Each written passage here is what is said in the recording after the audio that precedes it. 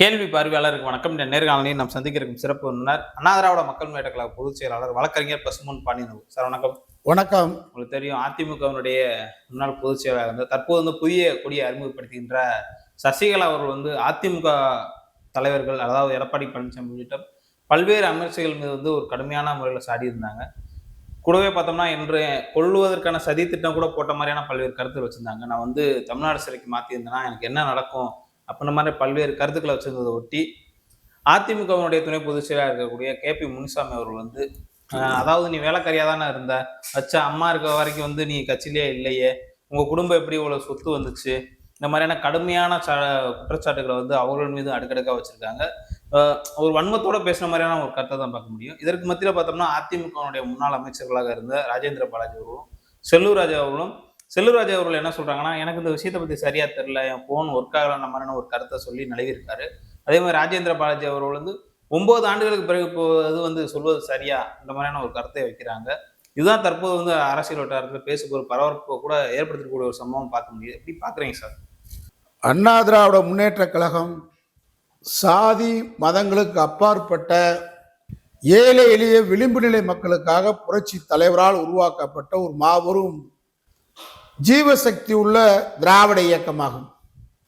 நம்முடைய மறைந்த அம்மையார் ஜெயலலிதா அவர்கள் பிராமணர் என்று சொன்னாலும் நான் திராவிட சிசு திராவிட இயக்கத்தின் பரிணாம வளர்ச்சி என்று சொல்லிதான் பெரியாரின் பெண்ணுரிமையை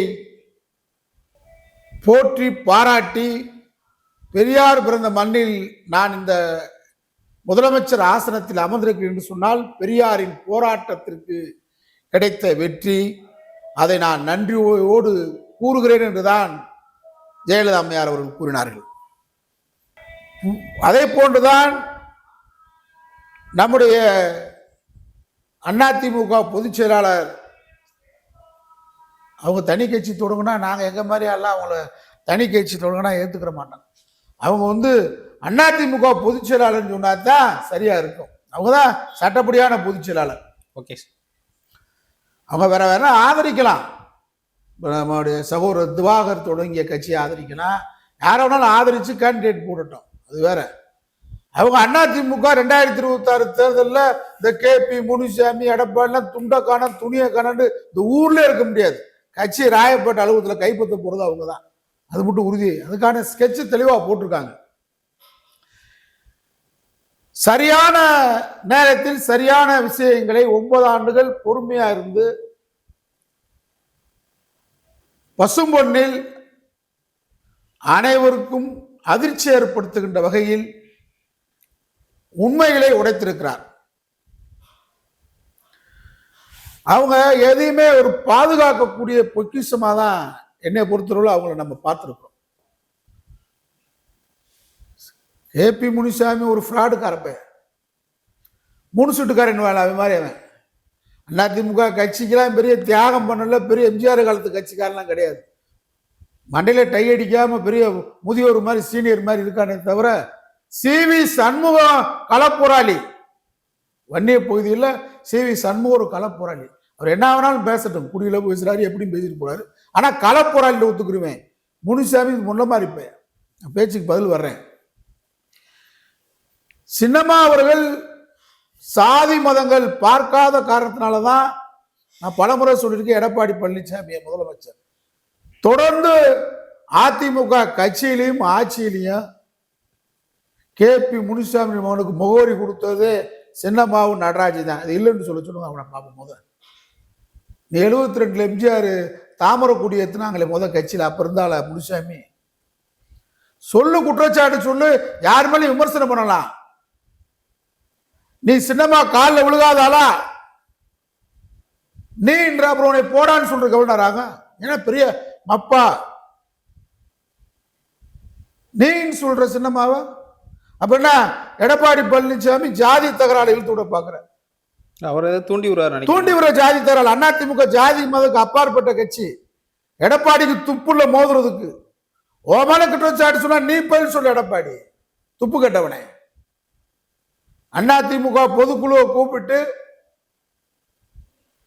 இதே OPS அங்க வரும்போது பொதுக்குள்ள பாட்டில கொண்டு அடிச்ச அன்னைக்கே கவுண்டர் தேவர் தகராறு எடுத்து விடணும் அப்படின்னு எடப்பாடி திட்டம். இங்க திராவிட சமூகமாக, தமிழ் சமூகமாக, அண்ணன் தம்பிகளாக வாழ்ந்துகிட்டு இருக்கிறோம். நீ நினைக்கிற திட்டம் நடக்குமா? பிஜேபி திட்டமே இங்க நடக்காம இருக்கு. மத கலவரத்துக்கே இங்க இடம் இல்ல. நீ சாதி தகராறு அதிமுக கட்சிக்குள்ள எடுத்து விடலான்னா நீ கொங்கு மண்டலத்தில் இருக்கிற ஆளுகளை விட்டு பாட்டில கொண்டு அடிச்ச. அதனால என்ன பாதிப்பு? இன்னைக்கு தேவர் பகுதியில், தென் மாவட்டங்களில், டெல்டா பகுதியில் அந்த மக்கள் கம்ப்ளீட்டா தேவருக்கு எதிரானவன் எடப்பாடின்னு முடிவு கொண்டாங்க. அன்னைக்கு நீ பொதுக்குழுல கூட ஓ பன்னீர்செல்வத்தை அடிச்சீங்களோ பாட்டில கொண்ட, சாதாரண என்ன சொல்லுவான்னு கேட்டா, கஞ்சி ஊத்துறதுக்கு ஆள் வர மாட்டேன், கிராம பழமொழி சொல்லுவான். இந்த தேவர் வீடுகள்ல எப்படி சொல்லுவான்னு கேட்டா, கஞ்சி ஊத்துறதுக்கு ஆள் வர மாட்டேன், சாப்பாடு போட ஆள் வர மாட்டான், ஆனா கச்சை கட்டுறதுக்கு ஆள் வந்துடான். கச்சை கட்டுறதுக்கு, சண்டை போடுறதுக்கு ஆள் வந்துடுவாங்க. அப்ப இப்ப என்ன நிலவரம்? தென் மாவட்டம் அதிமுக தேஞ்சு போச்சா இல்ல? எடப்பாடி கன்னியாகுமரியில 4வது இடம், திருநெல்வேலியில 3வது இடம், டெப்பு காலி. எம்ஜிஆரின் கோட்டை மதுரை மேற்கு தொகுதி. இங்க எங்க இருந்தோ வந்த சீனிவாசன் மதுரையில 2வது இடம் பாஜக. முக்குளத்து சிங்கம் சொல்ற நம்ம டாக்டர் சரவண டெப்பு காலி. திண்டுக்கல்ல அதிமுகவே காலி. ராமநாதபுரம் மண்ணில ஏடிஎம்கே டெபாசிட் போச்சு. தேனியில டெப்பு காலி. நீங்க டெல்டால டெப்பு காலி. அப்ப இது என்ன நினைக்கிற எடப்பாடி? ஓபிஎஸ் இந்த சமுதாயத்துக்கு பெருசா அள்ளி கொடுத்துட்டாரு, பெரிய பாரி உள்ளன்னு சொல்ல விரும்பல. நான் யதார்த்த உண்மையை பேசுறேன். ஓபிஎஸ் முக்குளத்தோருக்கு இப்ப கொங்கு பகுதி வளர்ந்திருக்க அளவுக்கு எடப்பாடி வளர்த்திருக்காரு. அதை நான் பெருமையா கருதுறேன். அந்த மண்ணின் மக்கள் நம்ம சகோதரன், உடன்பிறந்த ரத்தம். ஆனா அந்த அளவுக்கு துணை முதலமைச்சரா இருந்து, பொதுப்பணித்துறை அமைச்சரா இருந்து தெற்கு சீமையில தேவர் மக்களுக்கு தொழிற்சாலைக்கு அனுமதி, பெரிய பெரிய நன்மையில செஞ்சாரா? இல்ல. அவருக்கு ஓட்டு ஏன் போடுறான்? டிடிவிக்கு ஏன் ஓட்டு போடுறான்? தேவர் இவங்களை எடப்பாடி ஜாதி வெறியோட இவங்களை பழி வாங்கிட்டார் அப்படின்றதுக்காக தான் டிடிவிக்கு ஓட்டு. பன்னீர்செல்வத்துக்கு 3 லட்சம் ஓட்டு. நீ இன்னைக்கு டிடிவியை மட்டும் நினைச்சிட்டா ஓட்டு போட்டுவான தேவர் எப்படி போடுவான்? யார ஒழிக்கணும்னு சொல்லி நீ கட்சி ஆரம்பிச்சியோ அங்க போய் நிக்கிற. அப்புறம் டிடிவிக்கு எப்படி ஓட்டு போடுவான்? போட மாட்டான். இப்ப கோபம் கூட வருது டிடிவி மேல, தேவர் மக்களுக்கு. டிடிவி மேலே கூட இந்த துரோகில கூட மன்னிச்சிடலாம், இவன் தான் மிகப்பெரிய துரோகின்ற மாதிரி டிடிவி நினைக்கிறாங்க. இப்ப இந்த நிலைமையில அவங்க 9 ஆண்டுகள் பொறுமையா இருந்தாங்கன்னா வேலைக்காரி அவங்க என்ன ஆயா வேலைக்கா போனாங்க? காடல்ல. நான் மனசாட்சியோட கேட்குறேன், முனுசாமி நீ சின்னம்மா காலில் ஒரு நாள் கூட உங்களோட பிள்ளைய சத்தியம் பண்றேன். எங்களுக்கு சத்தியம் பொங்கலாம் எங்களுக்கு ஒன்றும் தேவையில்லை, நீலாம் அதை நம்பிக்கையானவன் தானே சொல்லு பார்ப்போம். அவங்கள அம்மா கட்சி விட்டு நீக்கினாங்க, அவங்க மன்னிப்பு கேட்டாங்கன்ற. என் தாயாருக்கு அடுத்து என் தாயாராக இருந்து சின்னம்மா சசிகலா தான் எனக்கு தோழி மட்டும் இல்லைன்னு சொன்னாங்களே, அதை சொல்லு. உன்னைய கரப்ஷன் பேர்வழி, நீ சாதி வெறியோட நாடாளுமன்ற தேர்தலில் செயல்பட்டு அன்னைக்கு மக்கள் நல கூட்டணி வேட்பாளர் இருந்த அன்புமணிக்கு நீ ஆதரவா செயல்பட்டு களவாணித்தனத்தை உன்னை பிடிச்சு அம்மா ஜெயலலிதாவும் உன்னை கட்சியை உன்னை ஒதுக்குனாங்க. ஒரே நாள் உன்னை மாவட்ட செயலாளர் பதவியை பிடுங்கி, ஒரே நாளில் ஒருங்கிணைப்பாளர் பதவியை பிடுங்கி, ஒரே நாளில் அமைச்சர் பதவியை பிடுங்கி உன்னை வீட்டுக்கு அனுப்புனாங்களே, நன்றி கேட்ட நாய். நீ நான் நீன்னு பேசுற ஒரு வீர தமிழச்சிப்பா. வேலுநாச்சியார் பரம்பரை அவங்க. ஏன்னா கள்ளச்சாராயம் சீம கருவறையில வந்துகிட்டு இருந்தவன் நீ யாரு? நீ வழக்கறிஞர் தொழில நீ பெரிய கெட்டிக்காராளா? எங்களை மாதிரி பெரிய குலக்கேசல நடத்தினாளா? நீ என்ன உனக்கு தொழில்? நடராஜன் யார்? மொழி போராட்டத்துடைய தளபதி நடராஜன். அண்ணாவால் பிஆர்ஓ பதவி போட்டவர் நீலா. அண்ணாவை பத்தி உனக்கு தெரியுமா முனுசாமி? அண்ணா பத்தி உனக்கு என்ன தெரியும்? 65 இந்திய போராட்டத்தில் வாழ்ந்தால் எங்கள் தமிழ் வாழட்டும், வீழ்ந்தால் நாங்கள் வீழ்கிறோம் என்று துப்பாக்கி குண்டுகளுக்கு மத்தியில் நடமான நடராஜன். எல் கணேசன் உனக்கு தெரியுமா? பார்த்திருப்பேன் என்னைக்காவது கேபி முனுசாமி. லெப்டினன்ட் ஜெனரல் ஒரத்த நாடு எல் கணேசன். அவர் கூட்டு போய் அண்ணாட்டை நிறுத்தி பிஆர்ஓ வாங்கி கொடுத்தார். நம்ம போட்டோ எடுத்துக்கிட்டு இருந்தான்ற அம்மா பக்கத்தில் நீ என்னைக்காவது இந்த மந்திரி பதவி எதுக்கு பக்கத்தில் 4வது இடத்துல உட்காந்துருப்ப. போயஸ் கார்டன் முகவரியில் ஓட்டுரிமையோட வாழ்ந்தவங்க அவங்க. நீங்களா அவங்க காலில் விழுகாதவன. விழாரிலையும் மன்னார்குடியிலையும் போயஸ் கார்லையும் சசிகலா நடராஜன், சசிகலா வீட்டில் இருக்கக்கூடிய சின்னம்மா வீட்டில் இருக்கக்கூடிய அத்தனை நாய்க்குட்டியை குளிப்பாட்டி பதவிக்கு வந்தவன் தான் கேபி முனுசாமிலாம். கேட்ட கேள்விக்கு பழிச்சுடா குலகாரங்களா. இந்த அம்மாவை பெங்களூர் சிறையிலிருந்து சென்னை ஜெயிலுக்கு வர வச்சு கொண்டுட்டா எல்லாம் முடிஞ்சிரும் அப்படின்னு நினைச்சு தானே எடப்பாடி பழனிசாமி திட்டம் போட்டுருக்குது. அந்த அம்மா சொல்றாங்க. அதை எடப்பாடி பழனிசாமி அந்த கேனையனை விட்டு பேச சொல்லு. இருக்கு பேல தென் மாவட்டத்தில் முந்திரி கொட்ட மாதிரி முந்துவானை இவ்வளவு கலவரத்துக்கும் காரணம் அவன் இந்த எட்டப்பன் உதயகுமார். அவனை விட்டு சின்னமாவுக்கு பதில் சொல்ல சொல்லு பாப்பா. அவெல்லாம் மன்னாரி குடும்பத்தை தோட்ட வேலை பார்த்துக்கிட்டு இருந்தானே. டீபாய் தானே அவன் உதயகுமார். அங்க வெங்கடேச வீட்லயும் தினகரன் வீட்லயும் டீபாய். சீனி கம்மி போட்டு வாங்கிட்டு வருவா, டீ வாங்கிட்டு வருவா, காப்பி வாங்கிட்டு வருவா, பால் வாங்கிட்டு வருவான்னு கேட்டு டீபாய் உதயகுமார். என்ன அரசியல்வாதி? அவனை பேச சொல்லு பாப்பா. யாரை விட்டு பேச விடுற எடப்பாடி? நீ பேச விடுற? தர்மம் உங்களை சும்மா விடாத. தர்மம் பார்ப்போம். அந்த தேர்தலில் கேபி முனுசாமி அதிமுக நீங்க எடப்பாடி அணியை சொல்லி நீங்க எழுதி வச்சுக்கிட்டு இந்த பேட்டியை. நீங்க பேசின பேச்சுக்கு, இப்ப பேசிக்கிட்டு இருக்க பேச்சுக்கு ஒரு பெண், நான் ஒரு பெரியார் சிந்தனையான அடிப்படையில் பேசுறேன். சில பேர் எனக்கு ஜாதி மதங்களுக்கு அப்பாற்பட்டவன், எங்கு யாருக்கு உரிமை பறிக்கப்படும் அங்கு முதல்ல நிற்கிறேன் தமிழ்நாட்டில். நான் தான் உரிமைகளுக்காக குரல் கொடுக்கிறவன். நாங்கள் உரிமை போராளி. ஒரு பெண் பதவியை வாங்கிட்டு அவங்கள 4 ஆண்டு தண்டனை 3 வருஷம் தான் அவங்க இருக்கணும். காந்தி ஜெயந்தி, நன்னடத்தை விதி, சுதந்திர தினம், குடியரசு தினம் போன்ற நாட்களுக்கெல்லாம் ஒரு 400 நாள், கிட்டத்தட்ட 1 வருஷம் 1.5 வருஷம் கழிக்கப்படும். எடப்பாடி ஆளை வச்சு பணம் கொடுத்து அங்க கர்நாடகத்தில் அரசியல்வாதிகளுக்கு பணம் கொடுத்து, ஜெயில் அதிகாரிகளுக்கு பணம் கொடுத்து, ஒரு நாள் கூட அவங்களுக்கு தண்டனை குறைப்பு இருக்கக்கூடாது, நன்னடத்தை விதி ரத்து செய்யும் சொன்ன ஒரு கொலையாய எடப்பாடி பழனிசாமி துப்பு கட்ட முனுசாமி பேசுறான். பெண்பாவ உங்களை விடுமாடா? 4 ஆண்டுகள் ஒரு நாள் கூட தண்டனை குறைப்பு இல்லை. ஆனால் தண்டனை குறைப்பு 400 நாள் அவங்களுக்கு குறைஞ்சிருந்தா 3 வருஷத்துக்கு வந்திருக்கணும். அதுக்கிடையில் அவங்களுக்கு தண்டனை குறைப்பு இருக்கக்கூடாது என்பதற்காக அங்கே ஒரு ஜெயில் அதிகாரியை பிடிச்சு அவங்க ஆடம்பரமாக ஜெயிலுக்குள் வாழ்றாங்கன்னு சொல்லி ஒரு பார்ப்பன பெண் செயல் அதிகாரியை பிடிச்சு RSS திட்டத்தோட, ஏன் நீ டெல்லிக்கு கொத்தடிமையா இருக்க எடப்பாடி,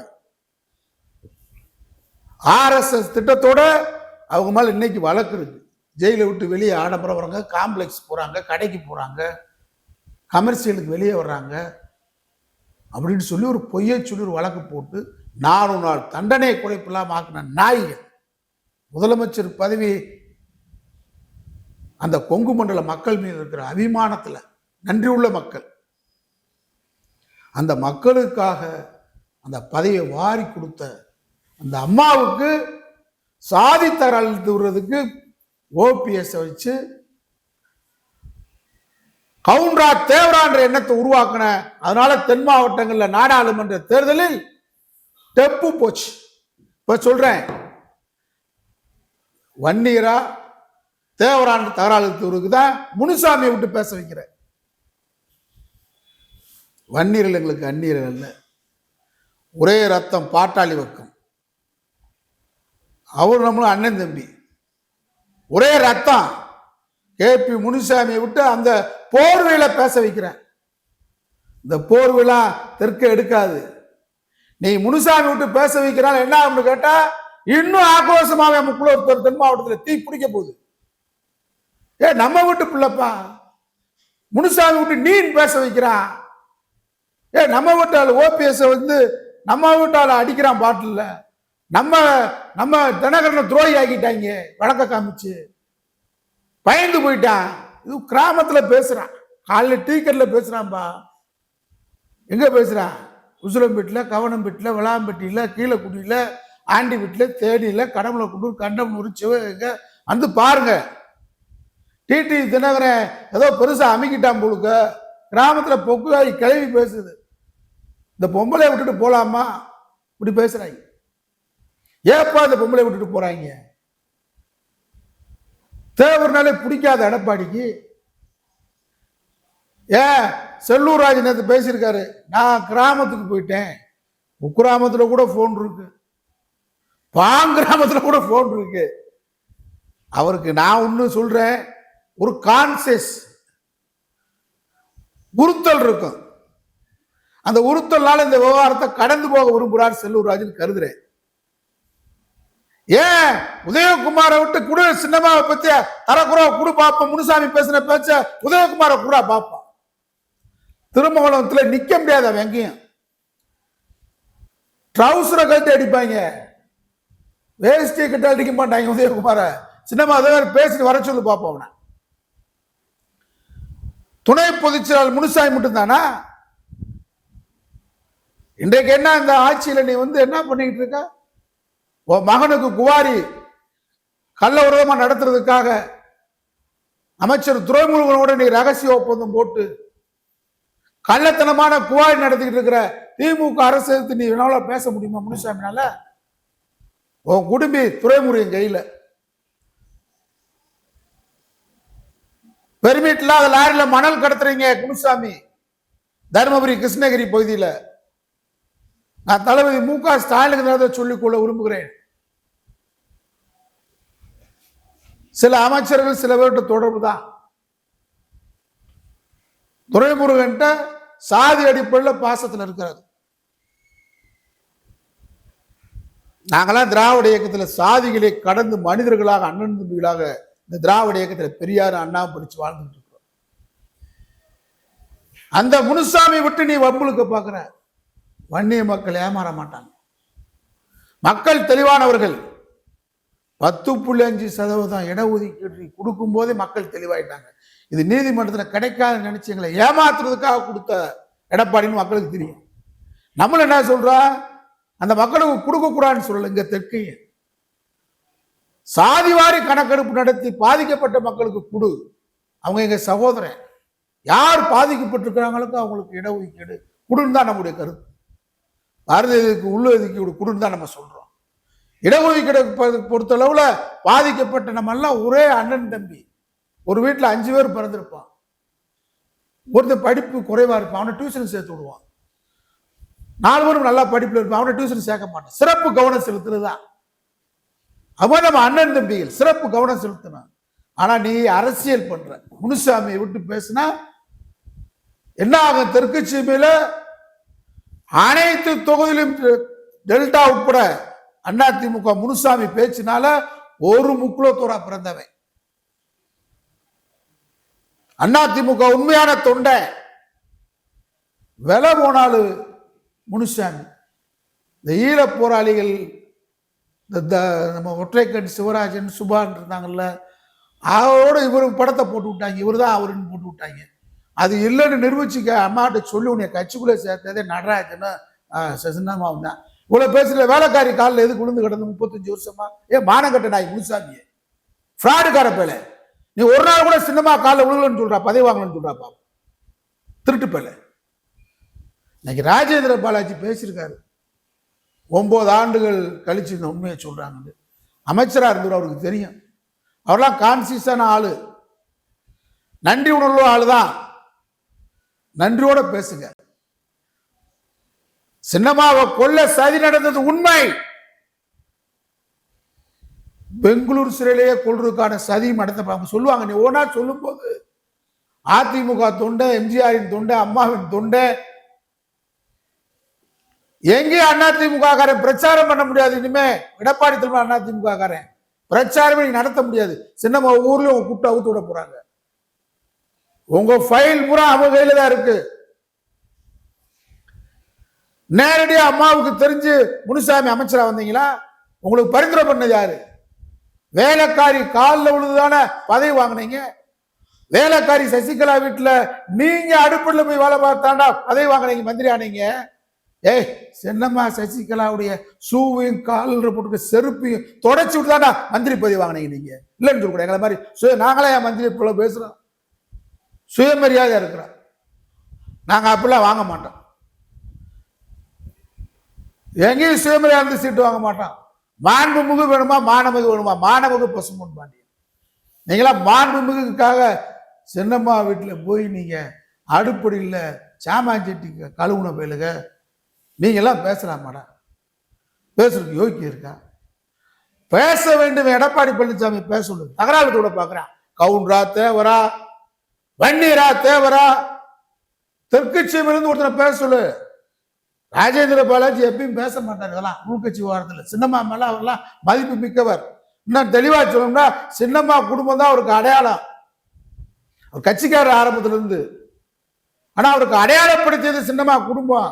அந்த நன்றி உணர்ச்சி, அவருக்கு நன்றி உணர்ச்சி மனிதன் தான் கேட்டியார். அப்படியே கடந்து போறாரு. செல்வராஜ் கடந்து போறாரு. உதயகுமாரை பேச சொல்லு. திண்டுக்கல் சீனிவாசனை பேச சொல்லு. நத்த விசுவான் துணை போச்சு அதெல்லாம் பேச சொல்லு. நான் முனுசாமி விட்டு தகராறு பண்ண பார்க்குறேன். நடக்காது உன் கனவு எடப்பாடி. அதனால வேலைக்காரி என்ன வேலைக்காரி? அம்மா மறைவுக்கு பின்னாடி வேலைக்காரி சசிகலா தலைமை ஏற்க மாட்டேன்னு சொல்லிருக்கலாம். முனுசாமி சோறு உப்பு போட்டு சாப்பிடணும். நீ நான் கேட்கிறேன். சின்னம்மாவை பொதுச்செயலாளர் ஒத்துக்கிட்ட இல்லை, ஒரு நாளா ஒத்துக்கிட்டான இருந்த நீ முதலமைச்சரா தேர்வு செய்யக்கூடாதுன்னு சொன்ன நீ.